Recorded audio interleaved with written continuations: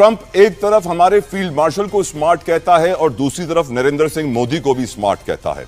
America इस वक्त hands in hands है, साथी बना हुआ है इजराइल का, और हम ज्यादा खुश हो रहे हैं कि हमारे साथ भी अमेरिका के अच्छे ताल्लुकात हैं। क्या आपको लगता है कि अमेरिका हमें भी यूज कर रहा है जिस तरह पूरे मिडिल ईस्ट को यूज कर रहा है, और नया नक्शा भी उनके पास है और 50,000 से ज्यादा उनके फौजी पूरे मशरक़ वस्ता में फैले हुए? मेरे पाकिस्तानियों, आज आपको आगाह करना चाहता हूं कि किस तरह से 25 करोड़ लोगों का मजाक उड़ाया जा रहा है। हमारे जर्नैलों ने पाकिस्तानी अवाम का सौदा करते करते ट्रंप को शीशे में उतारने के लिए उसको बाकायदा नोबेल इनाम के लिए नामजद कर दिया। ये उस वक्त हुआ है जब ट्रंप कह रहा है कि 2 हफ्ते में हम फैसला करेंगे कि हमने किस तरह का हमला करना है ईरान के ऊपर। बल्कि आप तो पहले इस बात का जवाब देना कि पूरा इंटरनेशनल मीडिया ये कह रहा है कि आप अपनी एयर बेस देने जा रहे हैं ईरान के खिलाफ, आप अपना समुंदर देने जा रहे हैं ईरान के खिलाफ। आपकी वजारत खारजा ने उसके ऊपर क्या मौकफ दिया है? कोई बंदा बतलाए क्या मौकफ दिया उसके ऊपर? आप तो चुप हैं इसलिए कि आपको फर्क नहीं पड़ता। आपके तो फ्लैट हेवन फील्ड के अंदर हैं। आपने तो यहां से उठना है, अगर खुदा ना खास्ता पाकिस्तान पर कोई मसला हुआ, आपने तो रातों रात फ्लाइट पकड़नी है जिस तरह मुशर्रफ के टाइम पे पकड़ी थी, और यहां से निकल के आपने वहां पर भाग जाना है। जो वॉर क्रिमिनल नेतन्याहू के साथ खड़ा हुआ, ये वो बंदा है जो अभी ईरान इजराइल का जो कॉन्फ्लिक्ट है उसमें ना सिर्फ इस हराम खान खोर नाजायज रियासत के साथ खड़ा है, बल्कि ये कह रहा है कि मैं ईरान के अंदर बंकर बस्टर, दुनिया का सबसे खौफनाक तरीन बम उसका इस्तेमाल करूंगा जो कि ऑलमोस्ट लगभग इक्वल टू न्यूक्लियर बम है, मैं उसका इस्तेमाल करूंगा। और वो यहां तक ये कहता रहा कि जनाब ये जो आयतुल्लाह खमैनी है, खमनाई है, ये जो लीडर है, सुप्रीम लीडर है ईरान का, ये नहीं बचेगा, मैं इसे मरवा दूंगा। ये डोनाल्ड जे ट्रंप इसके बारे में हुकूमत कह रही है कि हम तुम्हें नोबेल पीस प्राइज दिलवाएंगे, और वो कह रहे हैं कि मुझे दें। ईरान के मामले पर पाकिस्तान कोई ऐसी दखल अंदाजी तो नहीं करेगा जिसकी वजह से पूरी मुस्लिम वर्ल्ड, जो पाकिस्तानी जो हैं वो उस चीज पे खुशी का इजहार ना करें, या एक जो अनएक्सेप्टेबल हुआ बीइंग अ पाकिस्तानी या बीइंग इस्लामिक कंट्री। एक पॉलिटिकल गवर्नमेंट का जो लीडर होता है उसको जाना चाहिए था, लेकिन यहां पर तो एक तरफ डोनाल्ड ट्रंप है जो इलेक्टेड प्रेसिडेंट हैं अमेरिका के, और दूसरी तरफ हमारे फील्ड मार्शल हैं जो आर्मी के सिपह सलार हैं। ये कुछ बनती नहीं बात। समीना, जिन लोगों की आप बात कर रहे हैं उनके मुताबिक आर्मी चीफ कौम का बाप होता है, तो बाप आके दूसरे लीडर से मिल ले तो क्या एतराज है?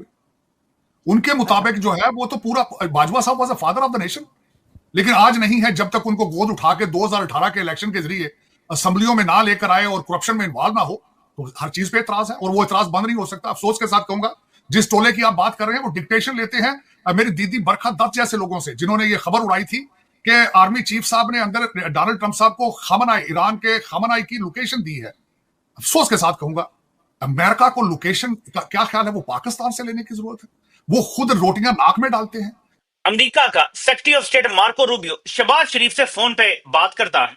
पहले आसिम मुनीर को बुलाया, डोनाल्ड ट्रंप ने मुलाकात का शर्फ बख्शा, वो फूला नहीं समारा, साथ DGI था, मामला तय हो चुके। अब शहबाज शरीफ को आगाह किया जा रहा है अमेरिका की तरफ से कि मामला तो तय कर रहा है जनरल साहब, लेकिन अब सारा नजला उन पर गिरेगा, आगे जो होना है सारा बोझ उन पर गिरेगा जो आगे होना है। तो फिर शहबाज को भी कॉल कर दी है ताकि बोझ बांट लिया जाए और आगे कहा जाए जी फैसले तो शहबाज शरीफ ने किए थे, इसलिए मार्को रूबियो से कॉल करवा दी गई शहबाज शरीफ को। न शहबाज शरीफ की क्या औकात है, इन्हें ट्रंप मिल रहा है आसिम मुनीर से, और शहबाज जो वजीर आजम है, जो हेड ऑफ स्टेट है, उससे बात कर रहा है मार्को रूबियो जो सेक्रेटरी ऑफ स्टेट है। फर्क है ना।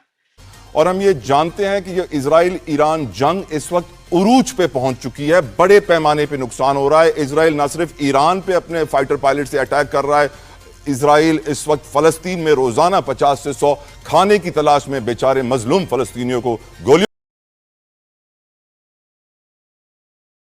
कर रहा है। उसके बैक पे चाइना और पाकिस्तान की उससे सपोर्ट हासिल है। अच्छा, आप ये कैसे कह सकते हैं? मैं कंफर्म कह सकता हूँ, जियो की हेडलाइन है कि नामालूम त्यारे इसराइल दफा में गए हैं और उन्होंने वहां पे तबाह करके वापस भी आ गए। रडार भी उसे पकड़ ना सका, इसराइली रडार। यस वो नहीं पकड़ सका। हालांकि मुसाद इंटेलिजेंस सबसे बेस्ट है। इंडिया का भी जहाज एक जो गिरा, उनका अपना जो प्लेन गिरा था, पैसेंजर प्लेन, आपको दुख हुआ या खुशी हुई?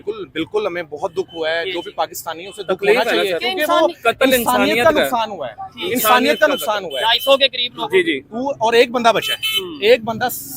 कहीं पे भी सिविलियंस अगर मरते हैं ना तो उसका दुख पाकिस्तान, देखें जिसमें इंसानियत है ना उसको दुख हो। इंडिया अगर अटैक किया इंडिया ने तो वो अमेरिका के कहने पे किया। अच्छा, उससे पहले क्यों नहीं छेड़ा? उससे पहले क्यों नहीं छेड़ा? तो फिर अमेरिका ने जंग भी खुद रुकवा दिया। यही तो वजह। ट्रंप की ना दोगली पॉलिसी है, मैं आपको बताता हूँ।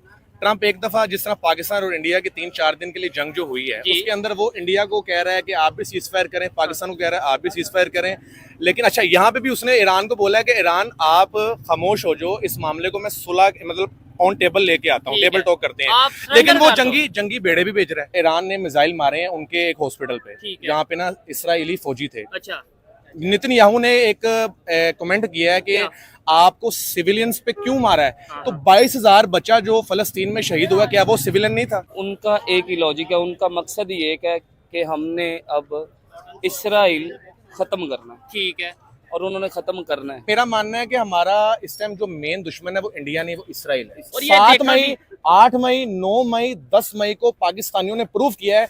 मुझे बताएं इस टाइम ईरान और इसराइल का जो मामला चल रहा है, खबरें ये चल रही हैं कि इंडियन टेक्नोलॉजी है वो इसराइल यूज कर रहा है ईरान के अगेंस्ट। क्या कहना चाहेंगे? अमेरिका, फिर उसके बाद इसराइल, फिर फ्रांस, फिर G7 कंट्रीज, ये सभी कंट्रीज मिल गई हैं। ईरान आपको लगता है अकेला ही है इसके पीछे भी?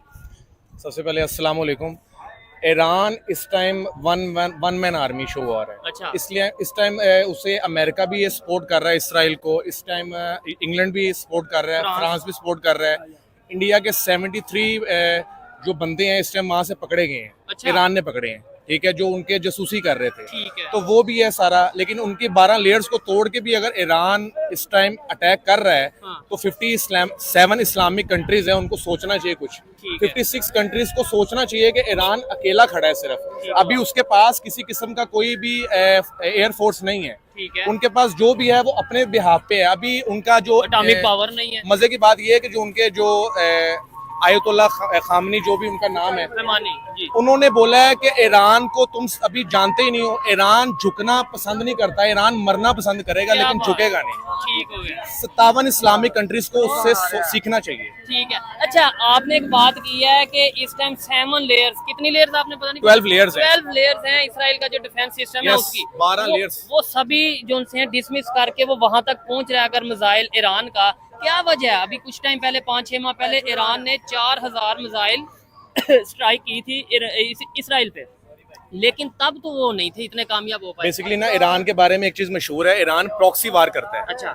ठीक है, इस दफा ये हुआ कि इस दफा ईरान अगर फ्रंट से फेस कर रहा है, उसके बैक पे चाइना और पाकिस्तान की उससे सपोर्ट हासिल है। अच्छा, आप ये कैसे कह सकते हैं? मैं कंफर्म कह सकता हूँ, जियो की हेडलाइन है कि नामालूम त्यारे इसराइल दफा में गए हैं और उन्होंने वहां पे तबाह करके वापस भी आगे, रडार भी उसे पकड़ ना सका। Israeli radar? यस, वो नहीं पकड़ सका। हालांकि मुसाद इंटेलिजेंस सबसे बेस्ट है। ठीक है। उन्होंने जो भी रिसेंटली जो कॉन्फ्लिक्ट स्टार्ट हुआ है, ईरान के जितने भी सुप्रीम लीडर थे उनको डिफरेंट जगहों पे मौके पे मारा है। इंटेलिजेंस के बगैर तो नहीं हो सकता ना। ईरान के अंदर ही कुछ लोग गद्दार हैं, उनके साइंटिस्ट को मारा है, उनके प्रेसिडेंट को, उनके चीफ ऑफ आर्मी। ईरान के अंदर कुछ लोग ऐसे गद्दार हैं जो लोग, ये आयतुल्ला खामेनी ने बोला है कि हमारे अपने अंदर ही गद्दार हैं जो लोग इन्हें सपोर्ट कर रहे हैं। ठीक है। कुर्सी के लिए। ठीक हो गया। उसने कहा है कि मैं शहीद हो जाऊंगा लेकिन मैं झुकना पसंद नहीं करूंगा। 12 लेयर्स को सिर्फ इसलिए ईरान कर पा रहा है, चाइना सपोर्ट कर रहा है और पाकिस्तान सपोर्ट कर रहा है। कुछ हो गए, दोनों ही देश युद्ध की समाप्ति करने के लिए राजी हो गए हैं। अमेरिका राष्ट्रपति डोनाल्ड ट्रंप ईरान इसराइल के बीच सीज फायर का ऐलान किया था। उन्होंने कहा कि मिडिल ईस्ट के शांति बहाल का रास्ता साफ हो गया है। दोनों देशों के बीच बीते 12 दिनों में जंग चल रही थी। लगातार हवाई हमले किए जा रहे थे जिसकी वजह से स्थिति और तनावपूर्ण होते जा रहे थे। इस दौरान दोनों ही पक्षों को जान माल का नुकसान हुआ। हालांकि अब दोनों पक्षों के बीच आपसी सहमति से सीज फायर बन चुकी है। अमेरिका राष्ट्रपति ने बताया कि अगले 24 घंटे में औपचारिक तौर पर युद्ध की समाप्ति हो जाएगी। अमेरिका प्रशासन ने दोनों पक्ष को शांति के लिए प्रेरित किया। ईरान की खतर राजधानी स्थित अमेरिका उम्मीद प्रेस को सोमवार को मिसाइल हमले पर दुनिया के